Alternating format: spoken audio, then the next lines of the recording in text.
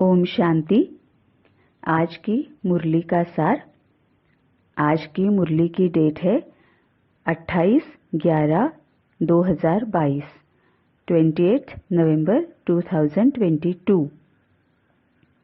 मीठे बच्चे, पढ़ाई अच्छी रीति पढ़कर उसका सबूत दो, सर्विस कर औरों को भी लायक बनाओ, तब ऊंच पद के अधिकारी बनेंगे। अब यहाँ पर बाबा ने क्या क्या कहा है, ज्ञान के क्या क्या पॉइंट्स दिए हैं। एक तो यह है कि पढ़ाई करनी है ना। तो बाबा हमेशा हमें पढ़ाई करनी है मतलब क्या करना है वो बताता है कि खुद पढ़ाई करो। मतलब जो भी आप मुरली से सुनोगे उस पर खुद मनन चिंतन करो, मंथन करो, बाबा के साथ खुद रूह रिहान करो और एक एक पॉइंट को खुद अच्छी रीति समझ लो, है ना।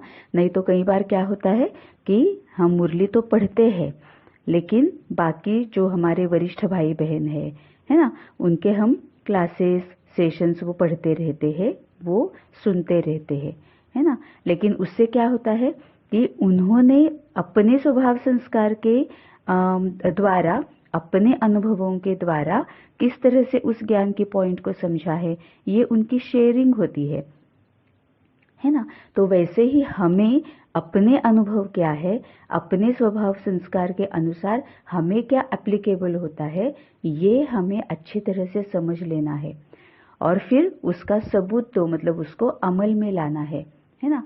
मतलब हम बाबा के पास आने के बाद क्या हम में कोई परिवर्तन आया है, हमारी जो सोचने की जो एक ये है, हम जिस तरह से सोचते हैं, सोचने की प्रक्रिया जो है, थॉट प्रोसेस जो है, क्या उसमें कोई परिवर्तन आया है ना। क्योंकि बाबा सोच पर ही काम करता है, बाबा मन बुद्धि पर काम करता है और जो भी बाबा कहता है कि ये विकार है, उन पर विजय प्राप्त करनी है, संस्कारों से उनको जीतना है, तो ये विकार कौन कौन से है, क्या हमने खुद ढूंढ लिया है, उन पर हमने विजय प्राप्त करने के लिए कौन कौन से संस्कारों को, शक्तियों को, गुणों को यूज किया है, कौन कौन से ऐसी कमियां हैं, कमजोरियां हैं, विकार है जिससे अब हमें लग रहा है कि मैं छूट पाई हूं, अब वो विकार मुझ में नहीं है, अब वो कमियां मुझ में नहीं है। ये स्वदर्शन चक्र घुमाते रहना है ना। तो उसका सबूत देना है कि हाँ, मुझ में ये परिवर्तन आया हुआ है ना। कि अब मैं कभी भी स्वार्थ भाव से किसी के भी साथ व्यवहार में नहीं आती हूँ, अब मुझ में स्वार्थ भाव नहीं है ना। अब मुझे अहंकार नहीं है, अब मुझे क्रोध बिल्कुल नहीं आता है, सामने वाले को मैं समझ लेती हूँ और उसके अनुसार मैं व्यवहार में आती हूँ, है ना। आलस्य अब मुझ में बिल्कुल भी बचा ही नहीं है, मैं झूठ नहीं बोलती हूँ, है ना। मैंने नींद का त्याग किया है या फिर मैं निद्राजित बन चुकी हूँ कि अमृत वेले मुझे मेरी नींद खुल ही जाती है और मैं अमृत वेला बहुत अच्छे से करती हूँ। ये स्थूल में भी और सूक्ष्म में भी, है ना, लौकिक में और आत्मा स्थिति में कई सारे परिवर्तन हमें दिखाई देते हैं। तो सेल्फ चेकिंग करनी है, स्वदर्शन चक्र घुमाना है कि बाबा के पास आने के बाद मुझ में परिवर्तन क्या क्या आया है। अगर हमें ऐसे लगेगा कि हाँ, पहले मुझ में ये नहीं था, अब मैं ये कर सकती हूँ, अब मुझ में ये परिवर्तन आया हुआ है, ये जब हमें दिखाई देता है, अपने आप को रियलाइज होता है, इसका मतलब वो सबूत है कि हम पढ़ाई बहुत अच्छे से कर रहे हैं, हम सही रास्ते पर चल रहे हैं। बाबा जो विधियां हमें बता रहा है वो मैं सही रीति से फॉलो कर रही हूँ। तभी बाबा यहाँ पर कहता है कि पढ़ाई अच्छी रीति पढ़कर उसका सबूत दो। और बाबा हमेशा कहता है ना कि कोई भी बात बाबा से मत छुपाओ, है ना। तो ये पोता मिल जब हम देते हैं, बाबा के साथ रूह रिहान करते हैं अमृत वेले में या फिर पूरे दिन भर में भी, तब भी बाबा के साथ हमें ये बात करनी है कि बाबा ये चेंज मुझ में आया है, ये परिवर्तन मुझ में आया है, नहीं ना। लेकिन ये कमी है जहाँ पर अभी मुझे काम करना है और मैं काम कर रही हूँ, इस चीज में मुझ में ना परिवर्तन अभी नहीं आया है, बाबा के साथ ये बात करनी है। तो बाबा हमें विधिया भी बताता है ना। तो पढ़ाई अच्छी रीति पढ़कर उसका सबूत दो, सर्विस कर औरों को भी लायक बनाओ। मतलब पहले खुद पढ़ो, खुद धारण करो, अपनी धारणाओं का सबूत दो और फिर सेवा करो, फिर औरों को संस्कारों को धारण करने के लिए सहयोग दो, तब ऊंच पद के अधिकारी बनेंगे। मतलब तभी हमें अगले कल्प के लिए अच्छा रोल मिलेगा, है ना। पद मतलब ये ईश्वरीय भाषा है ना, ये मुरली की जो भाषा है वो ईश्वरीय भाषा है। तो यहाँ पर बाबा जब बोलता है कि पद तब तुम्हें अच्छा मिलेगा, तो पद मतलब रोल, है ना। तो अगर हम इस तरह से करेंगे, खुद पढ़ाई करेंगे, खुद धारणा करेंगे, उसका सबूत देंगे, मतलब वो हमारा नेचुरल नेचर जब बन जाएगा, और फिर हम जब दूसरों को भी संस्कारों को यूज करने के लिए सहयोग देंगे, तो अगले कल्प के लिए हम अच्छा रोल पा सकते हैं। प्रश्न है, इस बेहद के स्कूल में वाह वाह किन्हों की होती है? इस बेहद के स्कूल में वाह वाह किन्हों की होती है? उत्तर है, जो खुद अच्छी रीति पढ़ते हैं और दूसरों को आप समान बनाने की सेवा करते हैं, रूहानी कमाई में बिजी रहते हैं, सिर्फ दूसरों को देख खुश नहीं होते, लेकिन माता पिता समान सेवा कर उनके तख्त पर बैठते हैं। उनकी वाह वाह माता पिता व अनन्य बच्चे करते हैं। जो अपना टाइम वेस्ट करते, पढ़ाई पर ध्यान नहीं देते, माता पिता को फॉलो नहीं करते, उन पर तरस पड़ता है। वह ऊंच पद पा नहीं सकते।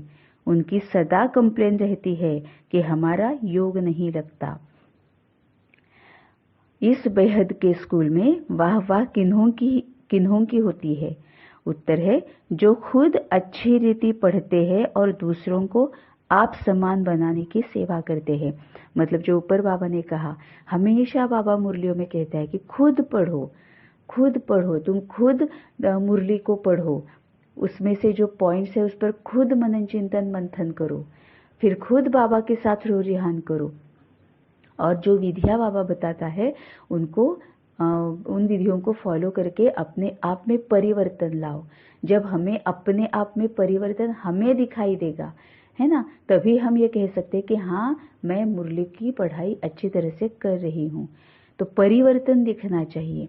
नहीं तो कई बार ऐसे होता है ना कि 10 साल से, 15 साल से, 20-20 साल से बाबा के पास हम होते हैं, बाबा के साथ हम होते हैं, रोज मुरली पढ़ते हैं, अमृत वेला करते हैं, नुमा शाम करते हैं, खान पान का परहेज रखते हैं, है ना, सब कुछ हम करते हैं, लेकिन परिवर्तन दिखाई नहीं देता है।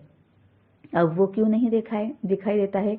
क्योंकि अगर हम आत्मा के लिए बाबा ने जो कहा है वो नहीं करेंगे, तो हमें परिवर्तन नहीं दिखाई देगा, है ना। या फिर हम ये भी कह सकते हैं कि हमें परिवर्तन नहीं दिखाई दे रहा है, इसका मतलब हम आत्मा पर काम नहीं कर रहे हैं, है ना। आत्मा मतलब मन बुद्धि संस्कार, तो इसका मतलब हम अपने मन बुद्धि पर काम नहीं कर रहे हैं। हमारी थिंकिंग थॉट प्रोसेस जो है, हमारी सोच जो है, उस पर हम काम नहीं कर रहे। स्थूल का जो होता है वो सब कुछ हम कर रहे हैं। हम अमृत वेला उठकर बैठ रहे हैं, नुमा शाम हम और कुछ नहीं करते, हम योग में बैठ रहे हैं, हम सफेद कपड़े धारण कर रहे हैं, खान पान का परहेज कर रहे हैं, रोज भोग लगा रहे हैं, है ना, सब कुछ हम कर रहे हैं। लेकिन सूक्ष्म में आत्मा के लिए बाबा जो कह रहा है, उसके लिए बाबा ने जो कहा है वो जब तक हम नहीं करेंगे तब तक हमें परिवर्तन नहीं आएगा, है ना। तो इसीलिए बाबा कह रहे हैं कि खुद अच्छी रीति पढ़ते हैं और दूसरों को जो आप समान बनाने की सेवा करते हैं। अब बाबा जब खुद करो, इसका मतलब क्या है?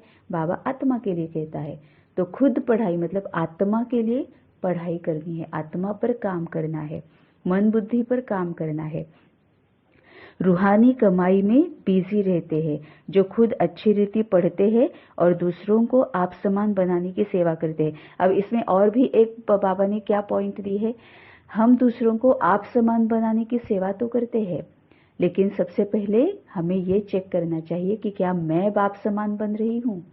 मैं अगर बाप समान बन रही हूँ तभी मुझे दूसरों को आप समान बनाना है। मैं अगर बाप समान नहीं बन रही हूँ और मैं दूसरों को आप समान बना रही हूँ, तो मैं डिससर्विस कर रही हूँ, क्योंकि मैं बाबा के ज्ञान को सही रीति से नहीं ले रही हूँ, है ना। मैं सच्चे रास्ते पर, बाबा के जो सच्चा रास्ता बाबा ने बताया है उस पर मैं नहीं चल रही हूँ, और अगर मैं औरों को आप समान बना रही हूँ तो इसका मतलब मैं डिससर्विस कर रही हूँ, क्योंकि मैंने भी बाबा के ज्ञान को गलत लिया है और औरों को भी मैं उसी ज्ञान को गलत तरीके से बता रही हूँ। तो पहले आप बाप समान हमें बनना है और फिर औरों को आप समान बनाने की सेवा करनी है, तो उनकी वाहवाह होती है। जो रूहानी कमाई में बिजी रहते हैं उनकी वाहवाह होती है। अब रूहानी कमाई मतलब मनसा वाचा कर्मणा, जो बाबा की प्रत्यक्षता, बाबा के ज्ञान की प्रत्यक्षता, दैवी गुण, दैवी शक्तियां, दैवी संस्कार, इनकी प्रत्यक्षता मनसा वाचा कर्मणा, चाल चलन सूरत सीरत, इससे करते हैं, है ना। वो रूहानी कमाई कर रहे हैं, क्योंकि बाबा के ज्ञान को हम औरों तक पहुंचा रहे हैं। आत्मा में परिवर्तन आता है ना। मनसा सेवा करते हैं तब भी हम आत्माओं को बता रहे हैं। वाचा सेवा भी, जो बाबा का ज्ञान है, वो सच्चा ज्ञान जब हम औरों को बताते हैं तभी वो रूहानी सेवा हो रही है ना। क्योंकि बाबा का सच्चा ज्ञान मतलब आत्मा के लिए है। और कर्मणा से मतलब चाल चलन सूरत सीरत, है ना। मतलब हमारे जो एक्शन में आने का, कर्मणा में आने का जो तरीका है वो भी बिल्कुल बाबा के जैसा होना चाहिए, है ना। यहाँ पर बाबा जो सूरत सीरत बताता है, तो सीरत से मतलब हमारे जो फेशियल एक्सप्रेशन है, हमारी बॉडी लैंग्वेज जो है, उससे भी पता चलता है ना कि हम रहम दिल है या हम कैसे है। हम मन से कर रहे, दिल से कर रहे, या बस किसी ने कहा है इसके लिए हम करें, है ना। सीरत से सूरत से पता चलता है। और सीरत मतलब हमारा स्वभाव, मतलब हमारी जो सोच है, उससे भी पता चलता है कि ये बाबा को ही प्रत्यक्ष कर रहे हैं या क्या कर रहे हैं, पता चलता है। तो चाल चलन सूरत सीरत सभी तरह से जब हम बाबा के ज्ञान को प्रत्यक्ष कर रहे हैं, मतलब ही मैं आत्मा बाबा से कनेक्टेड रहकर बाकी आत्माओं तक बाबा का ज्ञान पहुंचा रही हूँ। तो ये रूहानी कमाई हो गई। तो जो रूहानी कमाई में बिजी रहते, मतलब निरंतर आत्मिक स्थिति में रहते हैं, उन्हों की भी वाहवाह होती है। सिर्फ दूसरों को देख खुश नहीं होते, लेकिन माता पिता समान सेवा कर उनके तख्त पर बैठते हैं। अब माता पिता समान सेवा मतलब कैसी है? अगर हम लौकिक माता पिता को हम अगर अपनी सोच में ला रहे हैं, तो वो हम गलत दिशा में जा रहे हैं, है ना। क्योंकि ये पूरा कलयुग है। अभी इस कलयुग में माता पिताएं जो है वो भी रूहानी सेवा नहीं कर रहे हैं। वो भी कोई अपेक्षा से जो कुछ भी कर्म कर रहे हैं वो अपेक्षा के साथ कर रहे हैं। तो फिर बाबा यहाँ माता पिता किसको कह रहा है? आत्मा को, आत्मा के माता पिता, है ना। मतलब बाबा, हमारा बाबा शिव बाबा, है ना, वो हमारा माता पिता है। या फिर ब्रह्मा बाबा और शिव बाबा, है ना। क्योंकि ब्रह्मा बाबा को फॉलो करने के लिए शिव बाबा ने कहा है, कहाँ पर, कि ब्रह्मा बाबा के सामने जो भी आत्माएं, घटनाएं, परिस्थितियां आती थी, वहां से बाबा ने कैसे अपने आप को पास किया, पास विथ ऑनर बनकर निकले, है ना। वहां पर ब्रह्मा बाबा को फॉलो करना है। बाकी जो ज्ञान है, शक्तियां हैं, वो शिव बाबा से लेनी है ना। तो उस माता पिता को जो फॉलो कर रहे हैं उनकी भी वाहवाह होती है, उनके समान सेवा कर रहे हैं, मतलब पूरी तरह से निरहंकारी रहकर, है ना। बाबा खुद भी बिल्कुल, मतलब कि बाबा खुद कहता है कि मैं भी ड्रामा में बंधा हुआ हूँ, है ना, निमित्त हूँ, मैं भी ड्रामा में बंधा हुआ हूँ। ड्रामा अनुसार जब मेरा पार्ट शुरू होता है मैं शुरू कर देता हूँ, है ना। तो इस तरह से पूरे निरहंकारी बनकर जब हम सेवा करते हैं तो बाबा उसको कहता है कि माता पिता समान सेवा कर उनके तख्त पर बैठते हैं। मतलब बाप समान जब हम रहते हैं, उनकी वाहवाह माता पिता व अनन्य बच्चे करते हैं। अब माता पिता मतलब बाबा, खुद बाबा जिनकी वाहवाह करते हैं तो उनकी हर तरफ वाहवाह होती है। जो अपना टाइम वेस्ट करते, पढ़ाई पर ध्यान नहीं देते, माता पिता को फॉलो नहीं करते, उन पर तरस पड़ता है। अब अपना टाइम वेस्ट करते हैं मतलब क्या है? झरमुई में रहते हैं, पूरी तरह से देहभान में रहते हैं, है ना। स्थूल में जो कुछ भी, लौकिक में जो कुछ भी चल रहा है वहां पर उनका ध्यान ज्यादा रहता है ना। तो पढ़ाई पर जो ध्यान नहीं देते हैं, माता पिता को फॉलो नहीं करते, उन पर तरस पड़ता है। क्योंकि बाबा देख रहे हैं ना कि बच्चे जल्दी करो, तुम टाइम वेस्ट कर रहे हो, इसका मतलब तुम जल्द से जल्द अगर मेरे पास नहीं पहुंचोगे तो तुम्हारा मन चाह पद तुम्हें नहीं मिलेगा, जो रोल तुम चाहते हो वो तुम्हें नहीं मिलेगा। उसी को ही बाबा कहता है ना कि बाद में खून के आंसू रोने पड़ेंगे। ये बाबा कई मुरलियों में कहता है। मतलब इतना हमें पश्चाताप होगा कि बाबा बता रहा था लेकिन हमने अलबेलेपन कर दिया। वह ऊंच पद पा नहीं सकते। उनकी सदा कंप्लेन रहती कि हमारा योग नहीं लगता। अब ये योग क्यों नहीं लगेगा? क्योंकि वो लौकिक में ज्यादा ध्यान दे रहे हैं, है ना। उनकी मन बुद्धि लौकिक में ज्यादा है, स्थूल में ज्यादा है, जिस वजह से उनका योग बाबा की तरफ नहीं रहता है।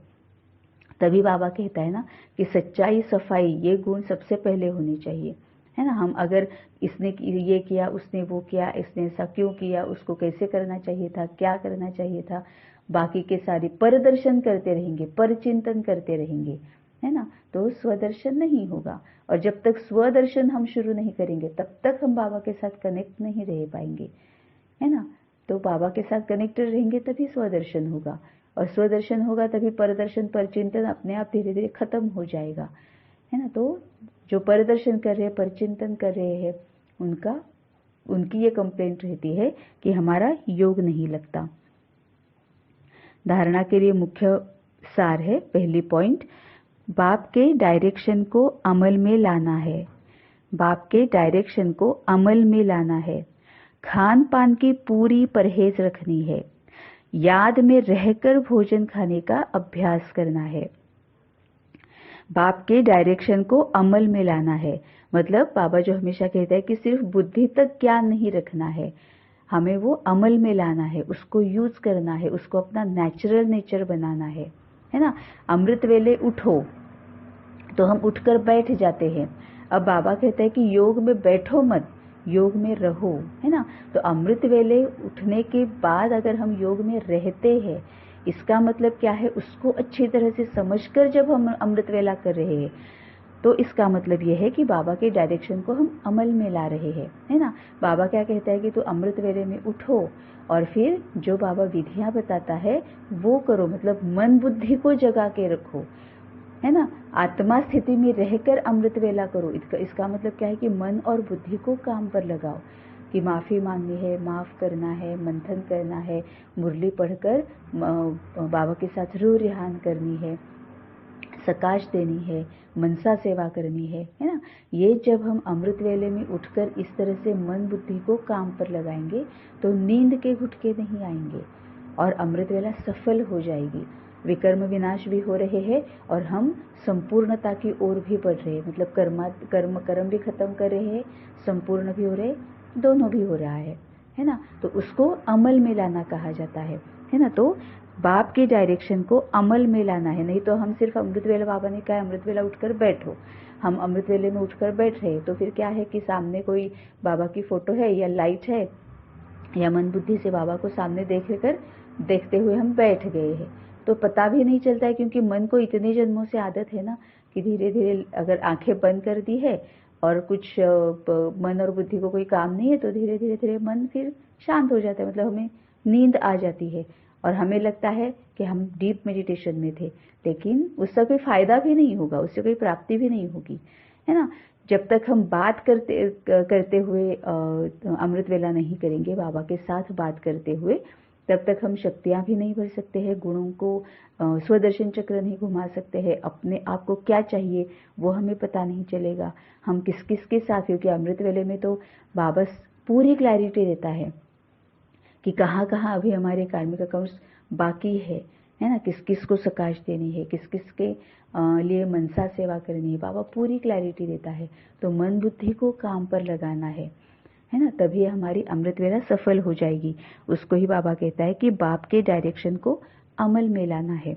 अब यहाँ ये भी है कि बाबा दृष्टि लेने की बात करता है ना, तो हम क्या करते हैं, स्थूल में लेते हैं वो, है ना, कि हम एक दूसरे की आंखों में आंखें डालकर दृष्टि लेते रहते हैं, लेकिन बाबा का कहना आत्मा के लिए होता है।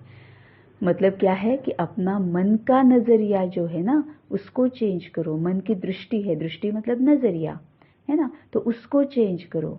मैं आत्मा हूँ, बाबा के साथ कनेक्टेड हूँ और एक आत्मा के साथ व्यवहार में आ रही हूँ, है ना।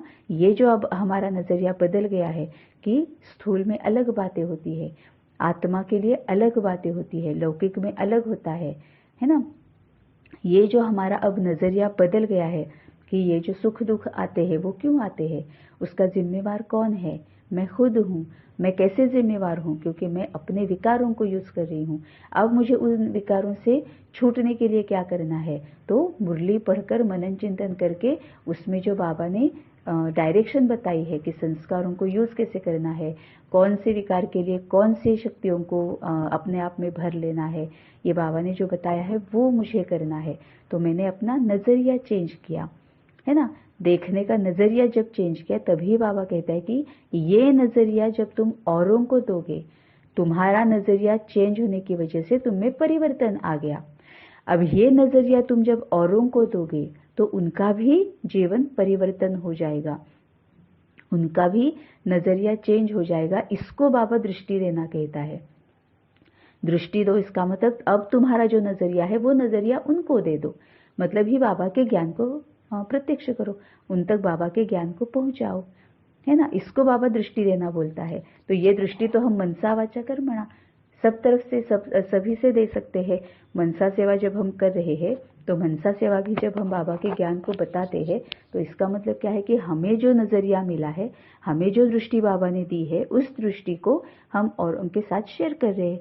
हम औरों को बता रहे हैं कि किस दृष्टि से देखना है, किस नजरिया से चीजों को देखना है, जी आत्माओं को देखना है ना। ये हम बता रहे हैं। तो मनसा सेवा से, वाचा से भी और कर्मणा से भी इस तरह से जब हम औरों की दृष्टि चेंज करते हैं, नजरिया बदलते हैं, उसको दृष्टि देना कहा जाता है ना। तो इस तरह से अगर हम कर रहे हैं तभी ये अमल में आएगा। इस तरह से जब हम अमल में ला रहे हैं तभी हमें परिवर्तन होगा। तभी बाबा कहता है कि बाप के डायरेक्शन को अमल में लाना है, खान पान की पूरी परहेज रखनी है। अब यहाँ पर भी दो खान पान की बातें बाबा बताता है। लौकिक में, है ना, जो स्थूल में जो हम खाते हैं उससे भी फायदा होता है, और आत्मा के खान पान के बारे में बाबा सबसे पहले बताता है। सबसे पहले तो आत्मा का जो खान पान है ना, उस पर हमें ध्यान देना है, उसका हमें परहेज रखना है। अब आत्मा का खान पान मतलब क्या है, आत्मा मतलब मन बुद्धि है ना। तो जब हम, अब मन बुद्धि मतलब मन में ही सभी ये होते हैं ना, हमारी सोच जो होती है वो विकारी या संस्कारी होती है ना। तो जब हम औरों के विकारी सोच को अपनाते हैं या औरों के विकारी सोच के प्रभाव में आते हैं और खुद कोई विकार अगर हम यूज कर रहे हैं, इसका मतलब मुझ आत्मा ने सामने वाली आत्मा की सोच ग्रहण कर ली, मतलब मैंने विकारी भोजन ग्रहण किया, है ना। क्योंकि क्या होता है, अगर सपोज मेरे सामने अगर कोई एक अहंकार के वश आत्मा आई हुई है ना, तो क्या हुआ, वो जब अहंकार दिखा रही है तब मैं क्या कर रही हूँ, उसके अहंकार जो उसका विकार जो है उसके प्रभाव में आकर मैं अपने विकार को यूज कर रही हूँ। मुझे गुस्सा आ रहा है, मुझे क्रोध आ रहा है, तो मैं क्रोध को यूज की, कैसी है, क्या है, इतना अहंकार करने की क्या बात है। मेरे संकल्प शुरू हो गए ना, मैं बोल शायद कुछ नहीं रही हूँ, मैं सामने से तो मैं बहुत मीठी मीठी बातें कर रही हूँ, लेकिन मेरी सोच कुछ अलग ही हो रही है। इसका मतलब मैंने उस आत्मा का जो अहंकार है ना, अहंकार के वश उसका जो कुछ मनसा और वाचा चल रहा है उसको मैंने ग्रहण किया, मुझ आत्मा ने वो ग्रहण किया और फिर मैं क्रोध में आ गई, है ना। तो जैसे स्थूल में होता है कि हम बहुत ज्यादा जंक फूड खाएंगे तो हमारे शरीर को नुकसान तो होना ही होना है। बहुत ज्यादा जंक फूड खाऊंगी, अगर न्यूट्रिशियस फूड नहीं खाऊंगी तो शरीर को नुकसान होना ही है। वैसे ही मैं इस तरह से सामने वाले के विकारों को अगर मैं ग्रहण करके अपने विकारों को इमर्ज कर रही हूँ तो मेरी आत्मा को तो नुकसान होना ही होना है ना। इसीलिए बाबा कहते हैं कि उस खान पान का परहेज रखो, मतलब औरों के प्रभाव में, औरों के विकारों के प्रभाव में नहीं आओ। अगर सामने वाली आत्मा हमें समझ में आ रहा है कि वो झूठ बोल रही है ना, तो उस वक्त क्या करना है वो भी बाबा ने हमें बताया है कि हमने परख लिया कि वो झूठ बोल रही है ना। तो ये उसका है, कोई उसका कड़ा संस्कार होगा शायद। तो हमें क्या करना है, अपने आप को पहले शांत रखना है, उसको सहना है। परख लिया हमने, अब उसको सहन करना है। वो जैसी है उसको स्वीकार करना है कि कोई बात नहीं, उसका संस्कार है। अब हमें उसको सहयोग देना है कि वो भी उस अपने विकार से बाहर निकले, है ना। तो हमने उनको शांति का, शक्ति का, है ना, ज्ञान का ये योगदान भी हमने दे दिया, है ना। मतलब हमने खान पान का परहेज रखा।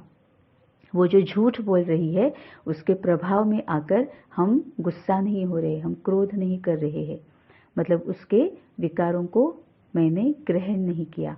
ये सबसे पहले आत्मा के खान पान का परहेज रखना है। और जो स्थूल में जो खान पान हमारा होता है उसका परहेज मतलब बाबा क्या बोलता है कि तुम अपने हाथ से बनाओ। अब अपने हाथ से जब हम बनाते हैं तो क्या होता है कि डिसिप्लिन में हम आते हैं। फिर बाबा जब भोग लगाने के लिए बोलता है तब भी क्या होता है कि हम एक समय होता है ना, बाबा को अगर भोग लगा रहे हैं तो एक समय हमने तय किया होता है, तो हम बहुत अच्छे से उठते हैं, तैयार होते हैं, फिर बाबा को आज हम क्या भोग लगाएंगे, उमंग उत्साह में होकर हम खाना बनाते हैं, है ना। डिसिप्लिन में रहकर हम खाना बनाते हैं तो हमारा आलस्य निकल जाता है। डिसिप्लिन में आते हैं, हम प्लान करते हैं, एक दिन पहले ही हम प्लान करते हैं ना कि कल मैं बाबा को क्या खिलाने वाली हूँ, है ना। इस तरह से हम प्लान कर रहे हैं। फिर क्या हो रहा है कि जब मैं वो बना रही हूँ तब भी मैं बाबा के बारे में सोच रही हूँ क्योंकि मुझे बाबा को भोग लगाना है ना। तो वो भी मैं अच्छा मतलब ये जो हमारे संकल्प है वो कितने अच्छे चल रहे हैं, तो दोनों तरफ से फायदा है ना। एक तो हम व्यर्थ और गलत संकल्पों से छूट गए और दूसरा श्रेष्ठ संकल्प हम क्रिएट कर रहे हैं, है ना। तो स्थूल में भी डिसिप्लिन आ रहा है, आलस्य निकल चला जा रहा है ना। पूरी तरह से प्लान कैसे करना है, ऑर्गेनाइज कैसे करना है, मैनेज कैसे करना है ना। कि अगर सपोज कोई गेस्ट घर पे आए हैं लेकिन हमें अगर भोग लगाना है, फिर भी क्या है कि बाबा को भोग लगाना है, तो हम उमंग उत्साह में रहते हैं। इतने सारे गेस्ट आए हैं उसमें भी हम प्रॉपरली मैनेज करते हैं, मुझे किस तरह से कब क्या करना है, मुझे उसके लिए मुझे क्या क्या चाहिए, हम ऑर्गेनाइज भी करते हैं। तो ये सभी जो हमारे मूल्य जो बताए हुए हैं, वैल्यूज वर्च्यूज जो बताए हुए हैं, स्किल्स जो बताए हैं, है ना, सेलेस्टियल स्किल्स है ना, 16 कलाएं जो है उसमें से भी वो कलाएं भी धारण हो रही है, हम पूरी तरह से अवेयर रह रहे हैं, है ना। तो स्थूल में भी ये फायदा होता है और आत्मा के लिए भी, दोनों तरफ से ये फायदा होता है। लेकिन खान पान का परहेज सबसे पहले बाबा बोलता है वो आत्मा के लिए बोलता है। तो खान पान की पूरी परहेज रखनी है, याद में रहकर भोजन खाने का अभ्यास करना है ना। अब यहाँ पर भी बाबा जब कहता है कि याद में रहकर भोजन खाओ, इसका मतलब जब हम भोजन खा रहे हैं तो आत्मा मतलब दूसरों के साथ जब हम व्यवहार में आ रहे हैं तो सबसे पहले तो बाबा की याद में रहकर वो व्यवहार में आना है। एक आत्मा दूसरी आत्मा के साथ व्यवहार में आ रही है ना। तो हम जब औरों के साथ बात कर रहे हैं, कुछ लेन देन कर रहे हैं, तो ये क्या होता है, मन बुद्धि कर रही है ना, आत्मा कर रही है ना। आत्मा फिर शरीर से शरीर को कर्म में लाती है, लेकिन सबसे पहले तो आत्मा के साथ व्यवहार में आ रही है। तो सबसे पहले वहां पर काम करना है कि बाबा की याद में रहकर जो भी सामने वाली आत्मा हमें बोल रही है, बता रही है, शेयर कर रही है, कुछ भी काम हो, फिर कोई ऑफिस का काम हो या ऐसे ही हम कहीं पर शॉपिंग के लिए जाते हैं, सब्जी लेने जाते हैं, कुछ भी हो, जब एक आत्मा दूसरी आत्मा के साथ व्यवहार में आ रही है इसका मतलब वहां पर लेन देन हो ही रहा है। उसको ही बाबा बोल रहा है कि दूसरों के प्रभाव में मत आओ, दूसरों के विकारों को, कमियों को, कमजोरियों को ग्रहण मत करो, है ना। प्रभाव में मत आओ मतलब उसको ग्रहण मत करो। तो वहां पर भी परहेज रखना है, बाबा की याद में रहना है। बाबा की याद में रहेंगे तो सामने वाली आत्मा के विकारों को ग्रहण नहीं करेंगे। और दूसरा, स्थूल में जब हम भोजन खा रहे हैं तब भी कई बार होता है ना कि हमें ऐसे ये होता है कि विकारी के हाथ का भोजन नहीं खाना है ना। ये एक बहुत ऐसी पॉइंट है कि जिस वजह से बहुत सारी गलत फहमियां बढ़ जाती है कि बाबा कहता है कि विकारियों के हाथ का भोजन मत खाओ। इसका मतलब क्या है, हम उसको स्थूल में लेते हैं कि किसी के भी हाथ का भोजन, सिर्फ अगर बीकेज अगर कोई है, वो भी अगर हमें ऐसे लगता है कि वो सभी धारणाएं फॉलो कर रही है, तब हम उनके हाथ का शायद खा लेते हैं। लेकिन ज्यादातर हम क्या करते हैं कि अपने ही हाथ का बनाया हुआ हम खाते हैं। अब यहाँ पर सबसे पहले तो बाबा ये कहता है कि मैंने कहा है विकारियों के हाथ का भोजन मत खाओ, तो तुम अपने हाथ का भी भोजन कैसे खा सकते हो फिर? क्या तुम पूरी तरह से 16 कोला संपूर्ण बन चुके हो? तुम्हें अब कोई विकार नहीं बचा है ना। तो तुम अपने हाथ का भी भोजन कैसे खा सकते हो फिर?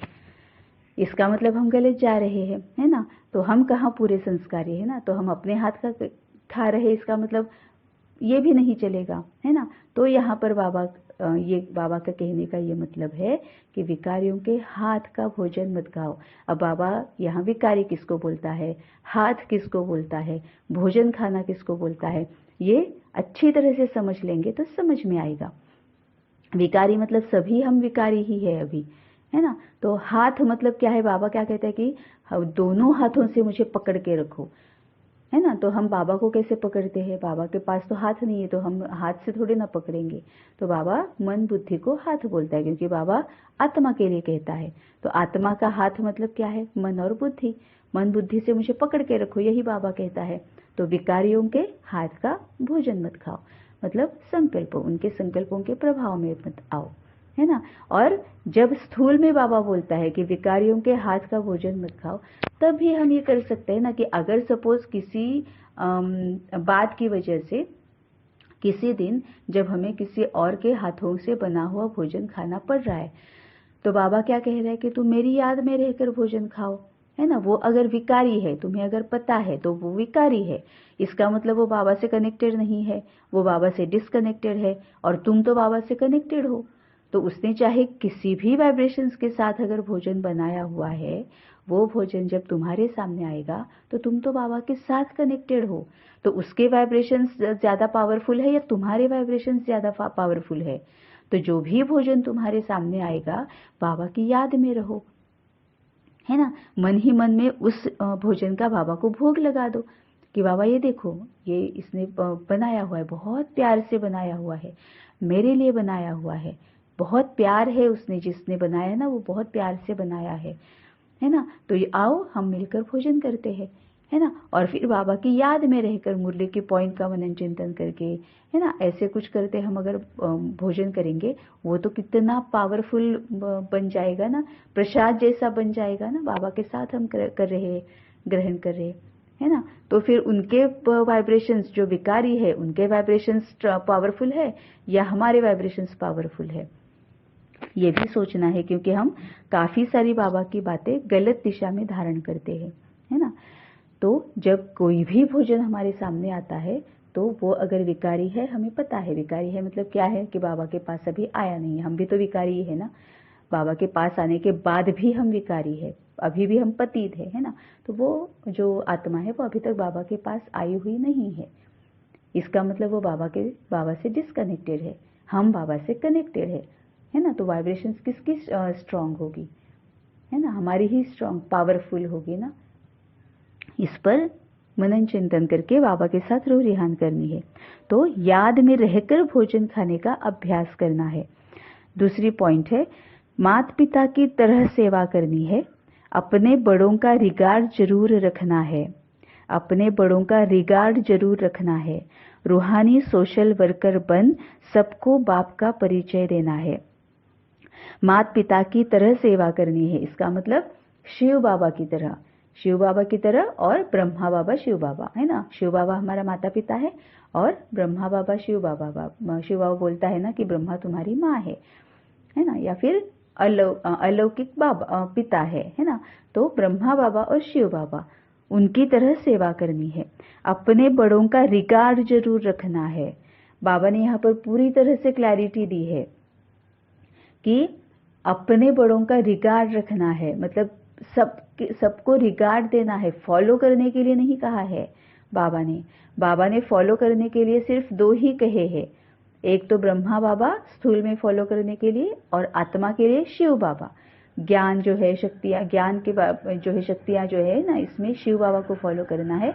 और बाकी स्थूल में लौकिक में जो चलता है वो ब्रह्मा बाबा ने कैसे फेस किया, उससे वो पास विथ ऑनर्स कैसे बने, इसके लिए ब्रह्मा बाबा को फॉलो करना है। बाकी बाबा ने कोई भी तीसरा नहीं बताया है कि तुम इसको फॉलो करो, रिगार्ड जरूर करो, क्योंकि हर एक का पुरुषार्थ अलग होता है, हर एक की बाबा के ज्ञान को समझने की कैपेसिटी अलग होती है ना। कोई भाई बहन होते हैं ना कि जो बाबा के साथ इतने कनेक्टेड रहते हैं, उनकी इतनी अच्छी कैपेसिटी होती है कि बाबा की बातों को वो बहुत अच्छी तरह से कैच कर पाते हैं, है ना। तो उनका रिगार्ड जरूर रखना है, उनके साथ शेयरिंग करनी है, उनको पूछना भी है ना, उनको बताना भी है, लेकिन फिर से बाबा के साथ बात करके अपने लिए क्या एप्लीकेबल है उसको फॉलो करना है ना। रिगार्ड सबकी रखनी है, बाबा ने फॉलो करने के लिए कभी नहीं कहा है ना। नहीं तो कई बार ऐसे होता है ना कि कोई 50 साल से, 20 साल से, 30 साल से इस तरह से अगर ज्ञान में चल रहा है तो हम क्या करते हैं कि वो जो कर रहे हैं वही हम करने जाते हैं, उनको हम फॉलो करना शुरू करते हैं। लेकिन बाबा ने कहा है कि किसी को भी फॉलो नहीं करना है, सिर्फ ब्रह्मा बाबा और शिव बाबा को फॉलो करना है, रिगार्ड सबकी रखनी है। अब यहाँ पर अपने बड़ों का रिगार्ड जरूर रखना है। इसका मतलब अगर हम ये समझ रहे हैं कि जो हमसे या तो उम्र में बड़े हैं उनका रिगार्ड रखना है, या जो ज्ञान में हमसे ज्यादा साल से है उनका रिगार्ड रखना है, ये अगर हम सोच रहे हैं तो फिर भी हम गलत दिशा में जा रहे हैं। बाबा आत्मा के लिए कहता है।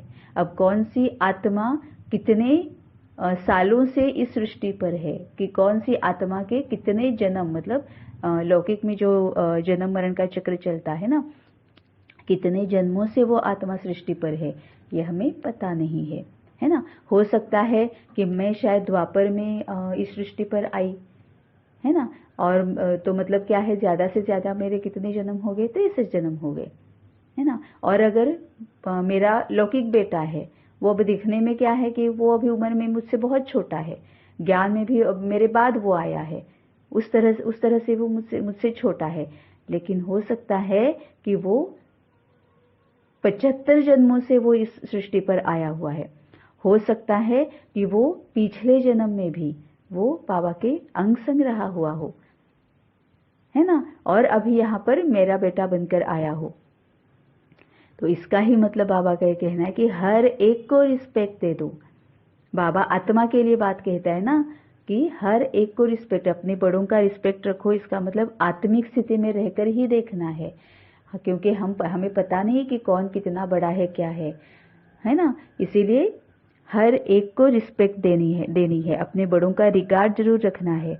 रूहानी सोशल वर्कर बन सबको बाप का परिचय देना है। मतलब मनसा वाचा कर्मणा, रूहानी आत्मिक स्थिति में रहकर हमें सोशल वर्क करना है और सबको बाबा का परिचय देना है। अब यहाँ पर अपने बड़ों का रिगार्ड जरूर रखना है, इसमें ये भी आता है कि जो ज्ञान का सही रास्ता हमें बताते हैं, जिन्होंने ज्ञान को बहुत सही रीति से समझा हुआ है ना, उनके भी रिगार्ड रखनी है। बाबा ने फॉलो करने के लिए नहीं कहा है, रिगार्ड रखना अलग है, फॉलो करना अलग है। उस पर भी मनन चिंतन मंथन करके बाबा के साथ रोरियान करके समझ लेना है। वरदान है, कल्याणकारी समय की स्मृति से अपने भविष्य को जानने वाले मास्टर त्रिकालदर्शी भव। कल्याणकारी समय की स्मृति से अपने भविष्य को जानने वाले मास्टर त्रिकालदर्शी भव। यदि आपसे कोई पूछे कि आपका भविष्य क्या है, तो बोलो हमको पता है, बहुत अच्छा है, क्योंकि हम जानते हैं कि कल जो होगा वह बहुत अच्छा होगा, जो हो गया वो भी अच्छा, जो हो रहा है वह और अच्छा, और जो होने वाला है वह और बहुत अच्छा। जो मास्टर त्रिकालदर्शी बच्चे हैं उन्हें निश्चय रहता कि कल्याणकारी समय है। बाप हमारा कल्याणकारी है और हम विश्व कल्याणकारी है, तो हमारा अकल्याण हो नहीं सकता। कल्याणकारी समय की स्मृति से अपने भविष्य को जानने वाले मास्टर त्रिकालदर्शी भव। मतलब यहाँ पर भी बाबा स्वदर्शन चक्र की बात कर रहा है, सेल्फ चक्र की बात कर रहा है। हमें देखना है कि मुझ में क्या क्या परिवर्तन आ रहा है, परिवर्तन की बाबा बात कर रहा है। तो यदि आपसे कोई पूछे कि आपका भविष्य क्या है, तो बोलो हमको पता है, बहुत अच्छा है, क्योंकि हम जानते हैं कि कल जो होगा वह बहुत अच्छा होगा, क्योंकि बाबा कह रहा है ना। बाबा ही है जो सच्ची राह बताता है, सच्चा ज्ञान देता है। और सच्ची राह और सच्चा ज्ञान मतलब क्या है, हमें सुख शांति में बाबा लेकर जाता है। अभी तक कई सारे जन्मों से हम दुख शांति चिंता भय परेशानी, है ना, इसमें ही रहते हुए आए हैं। अब एक और एक, सिर्फ एक बाबा है जो हमें इन सब से छुड़ाकर सुख और शांति में लेकर जाता है ना। अब ये हमें पता है क्योंकि हम एक्सपीरियंस कर रहे हैं। ऐसे नहीं कि सिर्फ बुद्धि को पता है, हम एक्सपेरिमेंट्स करके एक्सपीरियंस ले रहे हैं, हम अनुभूति कर रहे हैं कि हाँ मुझे सुख मिल रहा है, हाँ मैं शांत हूँ। ये जो सुख है वो शांति है, उसकी अनुभूति हम कर रहे हैं, है ना। तो फिर हमें पता है कि हाँ, मैं पक्का सुख और शांति में जा रही हूँ, सुख और शांति की ओर मैं बढ़ रही हूँ।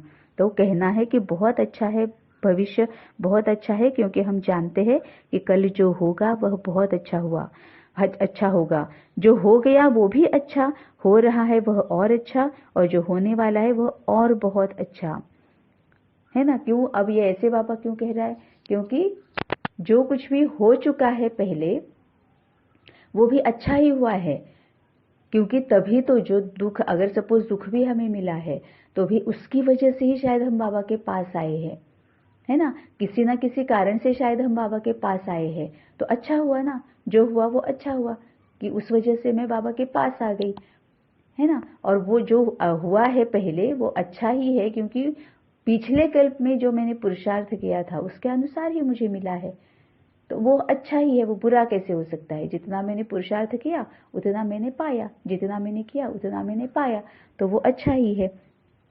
जो मास्टर त्रिकालदर्शी बच्चे हैं उन्हें निश्चय रहता कि कल्याणकारी समय है, अब ये आत्मा का कल्याण हो रहा है ना। आत्मा को अब पता चला है कि सुख शांति अगर पानी है तो मुझे क्या करना है, ये आत्मा को पता चला है।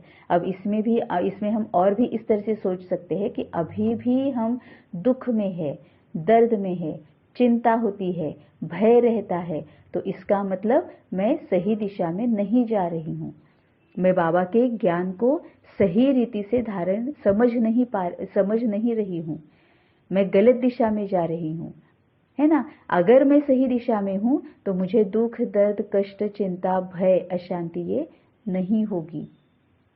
परिवर्तन दिखेगा, बहुत बहुत परिवर्तन दिखेगा, है ना। तो ये सेल्फ चेकिंग करनी है, स्वदर्शन चक्र घुमाना है और जान लेना है कि सही रास्ता क्या है। कहीं ना कहीं कुछ तो गलत हो रहा है, अभी भी मुझे दुख होता है, ईर्ष्या होती है, झूठ बोलती हूँ अभी भी मैं, है ना। मैं झरमुई में भी जाती हूँ, कभी कभी स्वार्थ भाव से व्यवहार में आती हूँ, है ना। किसी से मत्सर भी होता है, कभी कभी मैं अहंकार में भी जाती हूँ, तो आलस्य में मुझ में रहता है। इस तरह से अपना स्वदर्शन चक्र घुमाना है, जान लेना है कि कौन सी कमी मुझ में है ना। मुझे दुख हो रहा है मतलब कौन सा कांटा मुझे चुभ रहा है, क्योंकि वो कांटा मेरा ही होगा, अपना ही कांटा अपने आप को चुभता है, और का कांटा हमें चुभता नहीं है, अपना ही कांटा चुभता है ना। सामने वाला मुझे कितनी सारी गलत बातें बोले, कितना मुझे गलत बात बोले, लेकिन अगर मुझ में इतनी परखने की शक्ति है कि उसका विकार क्या है, ये परखने की शक्ति अगर मुझ में है, सहन करने की शक्ति मुझ में है, समाने की शक्ति मुझ में है, तो मुझे दुख नहीं होगा। इसका मतलब ही मुझे क्रोध नहीं आएगा, तो इसका मतलब ही मुझे कांटा चुभ नहीं रहा है, क्योंकि मुझ में वो विकार है ही नहीं, है ना। मुझ में सहन शक्ति है ना, तो मुझे वो कांटा चुभेगा ही नहीं। तो इस तरह से स्वदर्शन चक्र घुमाना है। तभी बाबा बोलता है कि ये समय बहुत कल्याणकारी है, क्योंकि बाबा अपने आप को देखने की हमें विधि बताता है, अपने आप को किस तरह से देखना है ना, ये बाबा हमें समझाता है। ये नजरिया बाबा हमें देता है, ये दृष्टि बाबा हमें देता है, वही दृष्टि हमें औरों को देनी है। जो बाबा ऊपर दृष्टि देने की एक एग्जाम्पल बाबा ने जो दिया था वो यही है कि अब हमें दृष्टि मिली है बाबा से हमने दृष्टि ली है कि किस तरह से चीजों को देखना है, किस तरह से अपने आप को देखना है ना। ये दृष्टि बाबा से हमें मिली है, वही दृष्टि हमें औरों को देनी है। तो जो मास्टर त्रिकालदर्शी बच्चे हैं उन्हें निश्चय रहता है कि कल्याणकारी समय है, बाप हमारा कल्याणकारी है, क्योंकि बाबा ने हमें दृष्टि दी है, और हम विश्व कल्याणकारी है। अब हमें वही दृष्टि औरों को देनी है, तो हमारा अकल्याण हो नहीं सकता। अकल्याण मतलब क्या है? दुख, दर्द, कष्ट, चिंता, अशांति, भय, है ना, ये अकल्याण है। अपने आप को हम दुख दे रहे हैं, अब अपने आप को हम भय में डाल रहे हैं, है ना। लेकिन अब बाबा ने दृष्टि देने की वजह से अब हमारा अकल्याण हो नहीं सकता। स्लोगन है, समाप्ति के समय को समीप लाना है तो संपूर्ण बनने का पुरुषार्थ करो। अब समाप्ति के समय को समीप लाना है। इसका मतलब हम अगर ये सोच रहे हैं कि पूरी सृष्टि खत्म हो जाएगी, सभी नष्ट हो जाएंगे, है ना, ये अगर ये डिस्ट्रक्शन हो जाएगा, ये अगर हम सोच रहे हैं तो एक लिमिट तक हम सही है, लेकिन वो पूरा सच नहीं है, क्योंकि बाबा सबसे पहले आत्मा के लिए बात कहता है। तो आत्मा के समाप्ति के समय को समीप लाना है। अब आत्मा की समाप्ति मतलब हमारे जो विकार है, कमियां जो है, कमजोरियां है, उनकी समाप्ति, उनका विनाश।